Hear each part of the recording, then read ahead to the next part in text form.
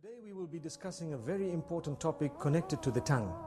The tongue, as you know, is a gift of the Almighty. It is very small in size, but it can create so much havoc and it can cause so much damage that more than any other organ of the body. So it's important for us to know that the Almighty has created this tongue. You know, some scholars say so beautifully, He has put 32 guards that are so sharp around that tongue so that we think 32 times before we actually utter.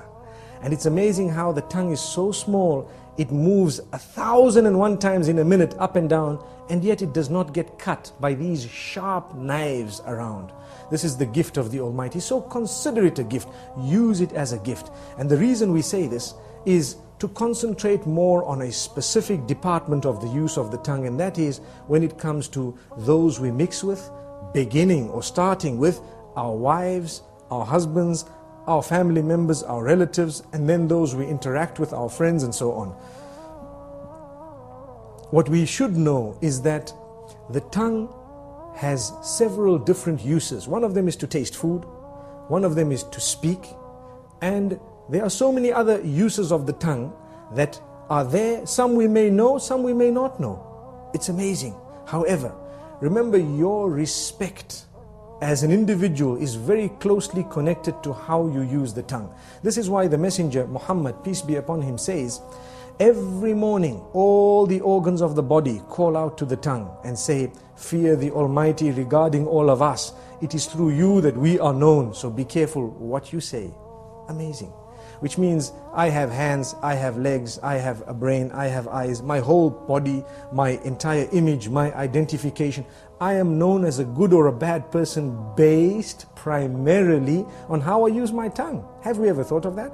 So if I use it correctly, I will be known as an upright individual. If I lie and swear, use vulgar language, scream and shout, they will know me as a bad person. But my legs have not committed a sin, my hands have not committed a sin, my hair and all the other parts of my body have committed no sin. The sin is committed by the tongue. And the tongue, yes, closely connected to the brain and all that, yes, correct. But ultimately it was the one used to relay what was within. This is why if you're not sure, don't speak. Speak when you're sure. Think about it, think twice. I'm sure we've all heard the saying, you've been given one mouth and two ears to speak half that of what you hear. So you hear more and you speak less. Sadly, a lot of us love to speak. And we just want to say anything and everything, no matter how it sounds. Not realizing, did you know, it is an act of worship to think before you speak. You're actually rewarded, an act of worship. The Almighty becomes pleased with us when we think before we speak. And not just think, but think of how many different ways there are for me to portray or to say what I have in my heart, to convey that message. If I've got 5 different ways of wording it, I need to select the best, most effective, most beautiful manner, and then I will speak.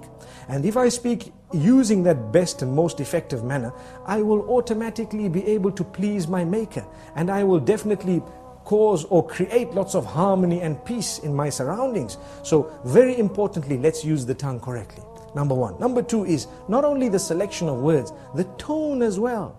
Very closely connected to that. Some people scream and yell, they shout. Shouting will reduce your respect. The more you yell, the less people respect you. The next time you say something, nobody will want to listen to you because you're used to screaming. And this is the whole reason that we say, speak with a tone that is audible, but a respectable term, meaning respectful tone. You will find, and I'm sure we've all seen this, when someone has a habit of speaking with a calm tone and always relaxed, you will notice immediately that the minute they open their mouths, everyone is silent and listening. Whereas when you have another who's always yelling and screaming, everybody's yelling and screaming with them, no one knows whether they are serious or not serious. And imagine if you hear a person yell or scream who has never ever done that in his or her life. Automatically you would know that this is something very important because this person does not use this type of language or does not scream. Amazing. So this is the importance of the use of the tongue, how it gives the whole image of who we are just by its use. Sometimes a whole company can come crashing because of a CEO making one statement that is negative or bad. And there are examples of that in history, where we've seen this happening because of the abuse or misuse of the tongue. The same way a man who has always been respected can lose all his integrity within a split statement because of how bad it was and how evil it was. So we need to be careful. You are known by your tongue. Let us be careful how we use this tongue. We'd like to give a few more examples. Within the home, it is an act of worship to say words, to create the words and to utter words that will bring about a smile on the faces of your children and family members, your spouse primarily.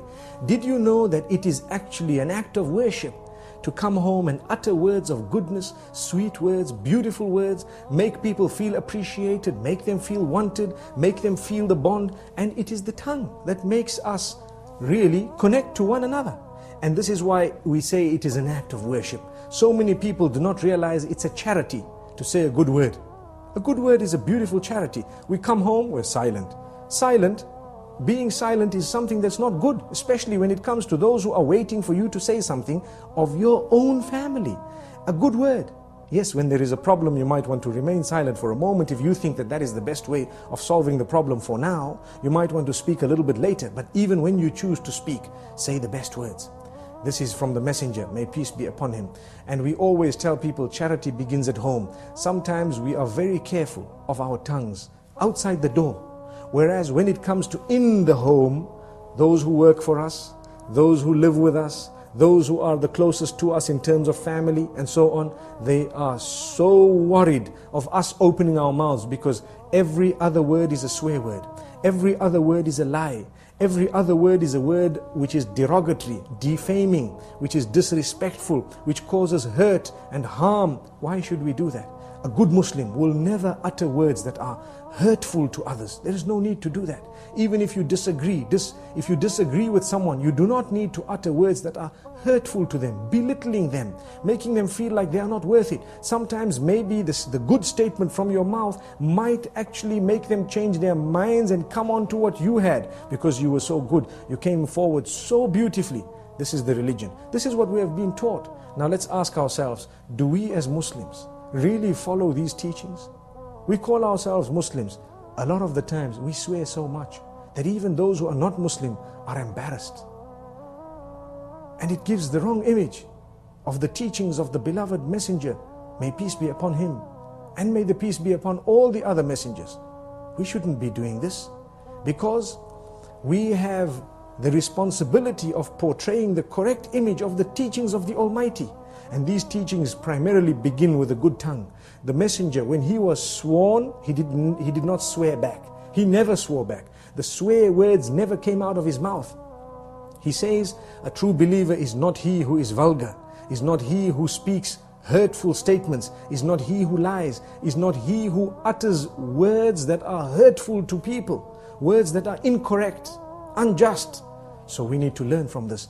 Let us learn to be honest, tell the truth. For indeed to lie would be a burden on the shoulders, and it would be a very, very grave burden on the day of judgment. We should not be lying, we should not be hurting people's feelings. I hope I've said a little bit to motivate people to use their tongues in a better way, starting with myself and then everyone else. Remember, choose the best words, choose the best expressions, for indeed to do that is a great act of worship. Until we meet again, Assalamu alaikum wa rahmatullahi wa barakatuh.